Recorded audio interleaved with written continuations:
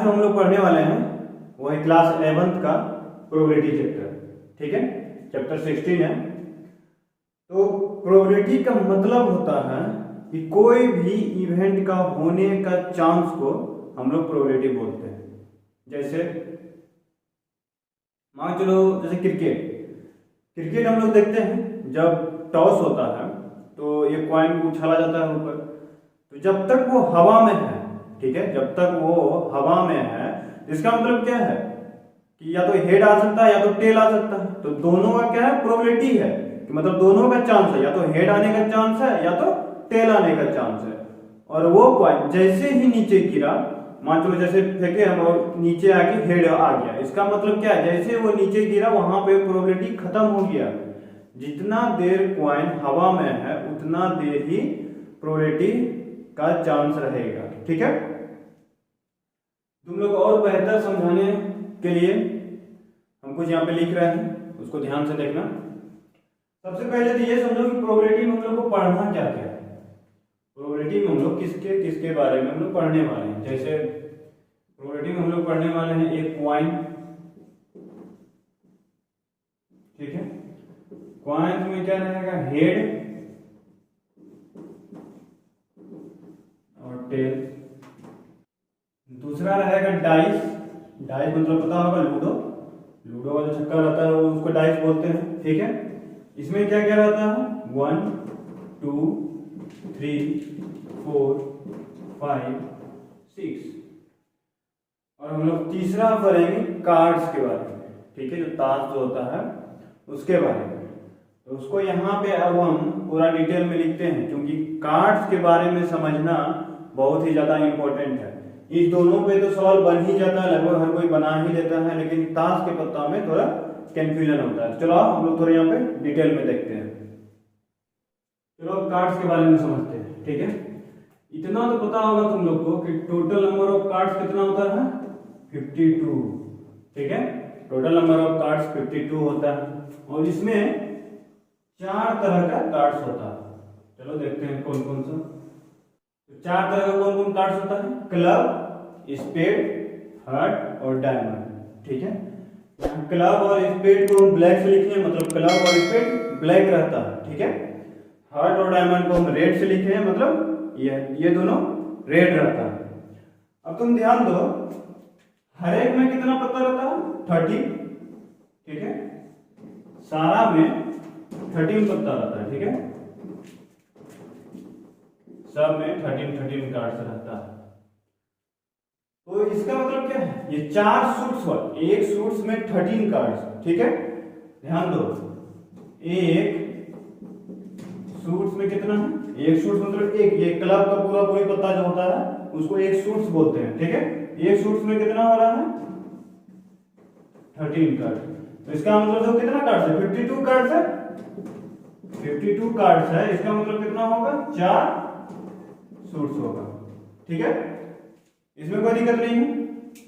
अब देखो यहाँ पे तुम लोग ध्यान दो, यहाँ पे हम 3 तरह का कार्ड्स लिखे हैं। एक होता है फेस कार्ड्स, दूसरा होता है ऑनर कार्ड्स, तीसरा होता है नेम कार्ड्स। ठीक है, फेस कार्ड में टोटल कितना कार्ड्स रहता है, 12। ठीक है, कैसे, जो 4 किंग रहता है, हर एक में किंग रहेगा, एक इसमें किंग, एक इसमें किंग, एक इसमें किंग, एक इसमें किंग, तो टोटल कितना हो गया, 4 किंग। देखो 4, टोटल 4 क्वीन, 4 जैक। तो फेस कार्ड क्या हो गया, 12 कार्ड। अब फेस कार्ड कौन कौन सा होता है, किंग, क्वीन, जैक। ठीक है, ध्यान में रखना, इसको तुम लोग याद कर लेना इस तीनों कार्ड के बारे में। ठीक है, क्योंकि सवाल जो पूछता है इसमें बहुत थोड़ा कंफ्यूजन हो जाता है, इसलिए तुम लोग इसका ध्यान रखना। और ऑनर कार्ड कितना होता है, 16 कार्ड। और कौन कौन सा कार्ड होता है, 4 एस, 4 किंग, 4 क्वीन, 4 जैक। ठीक है, और एक होता है नेम कार्ड। नेम कार्ड्स भी 12 कार्ड्स होता है, लेकिन कौन कौन सा होता है, ध्यान दो, 10, एक होता है 10 नंबर वाला भी कार्ड्स होता है। 4 को होगा 10 नंबर वाला कार्ड्स कितना होगा, 4 होगा। इसको समझना, 10 नंबर वाला कार्ड्स 4 होगा, सब में 10 रहेगा, एक सब में रहेगा तो 4 हो गया। और 4 जैक प्लस 4 क्वीन, इसको बोलते हैं नेम कार्ड्स। और नेम कार्ड्स कितना होता है, टोटल 12 कार्ड्स। ठीक है, कार्ड्स वाले में कोई भी दिक्कत नहीं होना चाहिए, तुम लोग ध्यान दो। अगर ये जो टेबल जो हम यहाँ पे तैयार किए हैं, अगर ये तुम लोग याद कर लेता है और समझ जाता है तो कार्ड्स का सवाल में तुम लोग को कहीं भी कोई भी दिक्कत नहीं होगा। ठीक है, चलो अब आगे बढ़ते हैं। अब हम लोग टाइप्स ऑफ प्रोबेबिलिटी देखते हैं। ठीक है, टाइप्स ऑफ प्रोबेबिलिटी कितने तरह का होता है? दो तरह के होते हैं, जो कि पहला है थ्योरेटिकल अप्रोच और दूसरा है एक्सपेरिमेंटल अप्रोच, और उसको हम लोग इंपेरिकल अप्रोच भी बोलते हैं। ठीक है, थ्योरेटिकल अप्रोच हम लोग का क्लास 11th में सिलेबस है, और ये जो एक्सपेरिमेंटल अप्रोच है इसको हम लोग क्लास 12th में पढ़ेंगे। ठीक है, मतलब क्लास 11 का जो सिलेबस में है सिर्फ थ्योरेटिकल अप्रोच है। तो एक बार समझ लो इस दोनों को शॉर्ट में। थ्योरेटिकल अप्रोच का मतलब होता है जो, जैसे मान लो हम लोग एक कॉइन टॉस किए तो क्या चीज का प्रोबेबिलिटी हो सकता है, या तो हेड या तो टेल। लेकिन एक्सपेरिमेंटल अप्रोच में क्या होता है कि एक ही एक्सपेरिमेंट को बहुत बार उसको किया जाता है। जैसे मान लो एक बार हम टॉस किए, जो भी आया हेड या टेल आया उसको नोट कर लिए, फिर 2 बार 2 कॉइन को टॉस किए, फिर एक बार किए, इसी तरह करते करते करते 100 टाइम्स किए या फिर 1000 टाइम टॉस किए कॉइन को, तो वहां पे जो प्रोबेबिलिटी आएगा उसको हम लोग बोलते हैं एक्सपेरिमेंटल अप्रोच। ठीक है, लेकिन हम लोग को पढ़ना सिर्फ थ्योरेटिकल अप्रोच है, तो चलो हम लोग इसके बारे में हम लोग जानते हैं। थ्योरेटिकल अप्रोच में 3 तरह का प्रोबेबिलिटी, 3 तरह से हम लोग प्रोबेबिलिटी निकाल सकते हैं। चलो देखते हैं कौन कौन तरीका हम लोग निकाल सकते हैं प्रोबेबिलिटी। अब जो वो 3 तरह का थ्योरेटिकल अप्रोच में कौन कौन सा है? एक होता है क्लासिकल प्रोबेबिलिटी, जो हम लोग अभी पढ़ेंगे क्लास 11th में, और एक होता है एक्सियोमेटिक प्रोबेबिलिटी, ये भी हम लोग आगे पढ़ेंगे। लेकिन ये जो लिखा हुआ है स्टैटिस्टिकल प्रोबेबिलिटी, ये हम लोग का क्लास 11th के सिलेबस में नहीं है। ठीक है, इस वाले जो प्रोबेबिलिटी ये वाले को हम लोग क्लास 12th में पढ़ेंगे। ठीक है, इसको हम लोग क्लास 12th में पढ़ेंगे। हम लोग क्लास 11th में सिलेबस है, बस यही 2 है, तो हम लोग इस दोनों के बारे में एक एक करके हम लोग पढ़ने वाले हैं। ठीक है, चलो अब पहले क्लासिकल प्रोबेबिलिटी से स्टार्ट करते हैं। तो क्लासिकल प्रोबेबिलिटी पढ़ने से पहले हम कुछ इंपॉर्टेंट नोट्स बता रहे हैं, पहले उस पर ध्यान दे देना। ठीक है, यहाँ पर हम लिखे हैं एक्सपेरिमेंट। एक्सपेरिमेंट होता क्या है, पहले एक डिफिनेशन सुन लो यहाँ पे। N experiment is any procedure that can be infinitely repeated and has a well defined set of possible outcomes.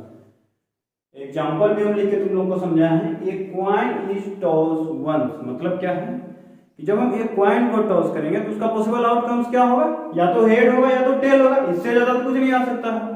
ये इसलिए है, देखो यहाँ पे हम कुछ लिखे हैं, यहाँ पे इस वाले लाइन पे ध्यान देना, वेल डिफाइंड। ये हम सेट्स में बताए थे कि वेल डिफाइंड का मतलब क्या होता है। ठीक है, तो ए कॉइन इज टॉस वंस का मतलब क्या होता है कि 2 ही प्रोबेबिलिटी, क्या क्या है, हेड या तो टेल। दूसरा एक्सपेरिमेंट देखो, ए डाइस इज रोल्ड वंस। मान चलो लूडो हम लोग खेल रहे हैं और डाइस को हम लोग फेंके, तो क्या आ सकता है, या तो 1 आएगा या तो 2 आएगा या तो 3 4 5 6, इसमें से ये कोई आएगा। तो ये जो है ये एक्सपेरिमेंट है। ठीक है, चलो दूसरा देखते हैं, दूसरा पॉइंट हम लोग देखते हैं।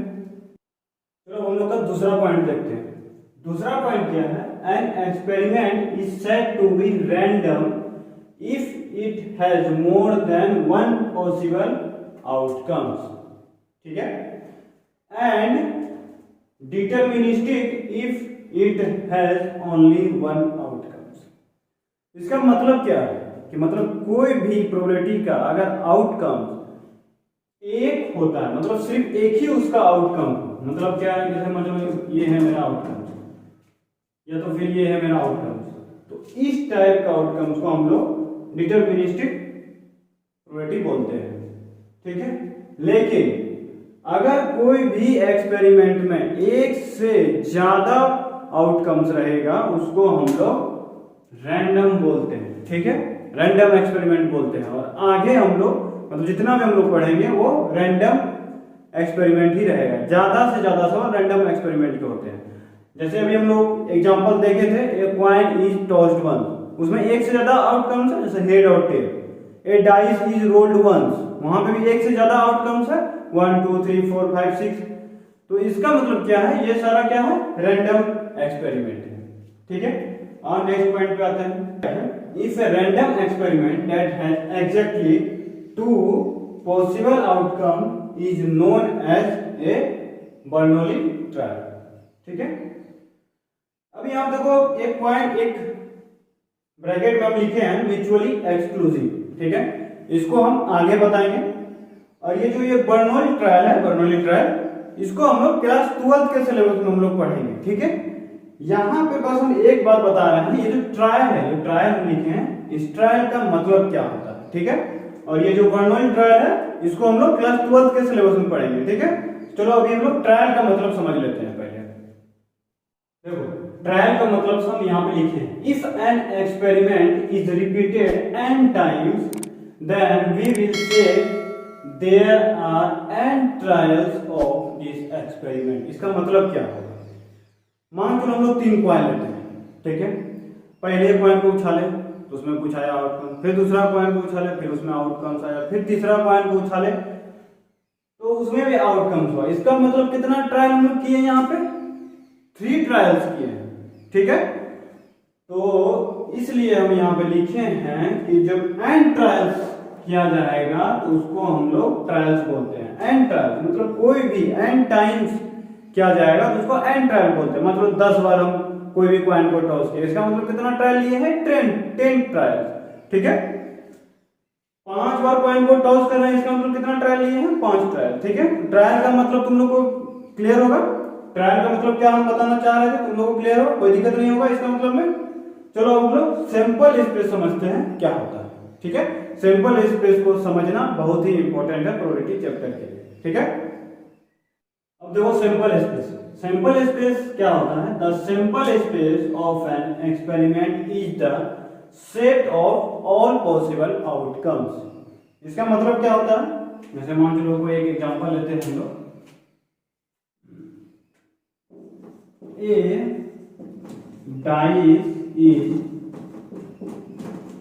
rolled once। ठीक है, तो इसका पॉसिबल आउटकम्स क्या क्या होगा, 1 2 3 4 5 6। ठीक है, सैंपल स्पेस जो होता है, देखो सैंपल स्पेस का फिर से ध्यान से दो, the set of all possible outcomes, मतलब ये जो सारा निकला है ये पूरा का सेट को हम लोग सैंपल स्पेस बोलते हैं। ठीक है, और इसको ये क्या है, set of all possible outcomes.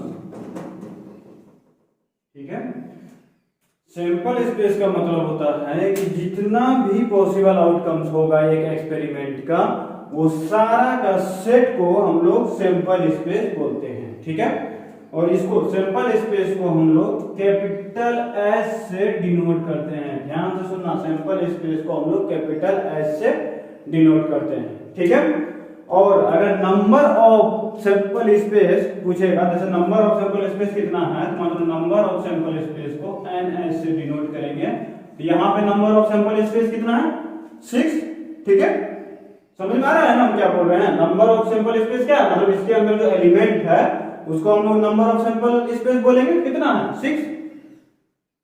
और एक पॉइंट, इसके अंदर जो एलिमेंट है, इसके अंदर जो एलिमेंट है उसको हम लोग, इसके अंदर जो एलिमेंट है जैसे 1 2 3, इसको हम लोग सैंपल पॉइंट्स बोलते हैं, या तो उसको इवेंट पॉइंट्स भी बोलते हैं, इवेंट पॉइंट्स। ठीक है, इसके अंदर जो रहता है, जो ये एक एक करके जो है, ये सारा को हम लोग सैंपल, देखो यहाँ तुम लोग को दिख रहा होगा, सैंपल पॉइंट्स बोलते हैं और इवेंट पॉइंट्स भी बोलते हैं। ठीक है, इवेंट पॉइंट भी बोलते हैं। जितना भी सैंपल स्पेस में एलिमेंट प्रेजेंट है, ठीक है, वो सारा को हम लोग सैंपल पॉइंट्स और इवेंट पॉइंट्स भी बोलते हैं। ठीक है, यहां तक कोई दिक्कत नहीं है। अब हम लोग आते हैं टाइप्स ऑफ सैंपल स्पेस पे। ठीक है, तो सैंपल स्पेस 2 टाइप्स के होते हैं, एक होता है फिनाइट सैंपल स्पेस और दूसरा होता है इनफिनाइट सैंपल स्पेस। ठीक है, तुम लोग अभी तक फिनाइट सैंपल स्पेस के ही बारे में सुना होगा, लेकिन यहाँ पर हम लोग इनफिनाइट सैंपल स्पेस के बारे में भी जानेंगे। ठीक है, सबसे पहले हम लोग एक एक्सपेरिमेंट देखते हैं, एक्सपेरिमेंट के थ्रू हम लोग समझते हैं इस दोनों को। एक्सपेरिमेंट है ए कॉइन इज टॉस्ड वंस। ठीक है, इसका क्या क्या पॉसिबल आउटकम्स हो सकता है? ठीक है, इसका पॉसिबल आउटकम्स क्या हो सकता है? या तो हेड आएगा या तो टेल आएगा। ठीक है, इसका मतलब क्या है कि ये फिनाइट सैंपल स्पेस है, यहां पे तो दो ही पॉसिबल आउटकम्स है, या तो हेड या तो टेल। लेकिन इनफिनाइट सैंपल स्पेस में हम क्या लिखे हैं? A coin is tossed till head comes. मतलब क्या है कि कॉइन को टॉस कीजिए और तब तक टॉस कीजिए जब तक हेड नहीं आता है। ठीक है, मान लीजिए हमने एक बार टॉस किए, ठीक है, हो सकता है कि फर्स्ट टाइम ही हेड आ जाए, ये भी हो सकता है। इसका मतलब फिर वहां से एक्सपेरिमेंट खत्म। फिर हम टॉस किए, मान चलो पहले बार टेल आ गया, ठीक है, फिर हो सकता है दूसरे बार में हेड आ जाए। ठीक है, फिर से हम टॉस किए कॉइन को, टेल आया, फिर टॉस किए, फिर टेल आया, फिर टॉस किए, फिर टेल आया, तब हेड आया। इसी तरह से करते करते करते करते करते इसका क्या होता है? Infinite sample space. मतलब इसका कोई भी पॉसिबल नहीं है कि वो हेड्स कब आएगा। इसको हम लोग बोलते हैं इनफिनाइट सैंपल स्पेस। ठीक है, इसका यहाँ पे डिफिनेशन हम लिखे हैं, if number of elements in sample space is finite then it is called finite sample space. और इनफिनाइट सैंपल स्पेस का क्या है definition? If number of elements in sample space is infinite then it is called infinite sample space. ठीक है, अब हम लोग event समझते हैं क्या होता है। इवेंट का हम यहाँ पे डिफिनेशन लिखे हैं, an event is any combination of outcomes. ठीक है, और अगर हम इसको सिंपल में एक्सप्लेन करें तो any subset of sample space is known as event. ठीक है, सबसेट क्या होता है ये हम सेट्स में ही बताए थे, यहाँ पे सिंपल भाषा में समझ लो तुम लोग। सबसेट का मतलब होता है एक पार्ट, ठीक है, टुकड़ा। अब इसका मतलब क्या होता है? जो डिफिनेशन हम लिखे हैं इसको हम लोग और अच्छा तरीका से एक एक्सपेरिमेंट के थ्रू हम लोग समझते हैं। ठीक है, हम यहाँ पे लिखे हैं एक्सपेरिमेंट। लिखे क्या है एक्सपेरिमेंट में? ए डाइस इज रोल्ड वंस। जब डाइस को जब हम लोग रोल्ड कर रहे हैं तो उसका सैंपल स्पेस क्या क्या होगा बता तुम लोग? उसका सैंपल स्पेस होगा 1 2 3 4 5 6। अब यहाँ पे हम इवेंट का तो बात अभी तक नहीं पता है। अब यहाँ पे हम लोग इवेंट जानेंगे क्या होता है। मान के चलो कोई दो लोग हैं, ठीक है, कोई दो भी पर्सन, कोई दो लड़का है, ठीक है, एक का नाम देते हैं इवेंट 1, ठीक है, और एक का नाम देते हैं इवेंट 2। ठीक है, मान के चलो पहला जो लड़का है वो क्या इससे डिमांड कर रहा है कि अकरेंस ऑफ इवन नंबर। ठीक है, मतलब जो फर्स्ट लड़का है वो जब डाइस को रोल्ड करता है तो वो चाहता है कि उसको बस सिर्फ इवन नंबर ही आए। ठीक है, उसका जो आउटकम्स हो वो क्या हो? बस इवेंट नंबर। ठीक है, तो यहां पे तुम ध्यान दो, इवेंट 1 का क्या क्या हो जाएगा बोलो? इसमें इवेंट नंबर कौन कौन सा? देखो ध्यान से, 2 4 और 6। और ये क्या है? एक सैंपल स्पेस का ही सबसेट है ना? देखो 2 4 6 ये सब ये सैंपल स्पेस है। और यहाँ जो इवेंट जो पहला वाला हुआ है ऑकरेंस ऑफ इवेंट नंबर, ये क्या है? सैंपल स्पेस का ही सबसेट है। और वहीं पे जो दूसरा लड़का है, दूसरा लड़का क्या सोच रहा है? ऑकरेंस ऑफ या फिर अकरेंस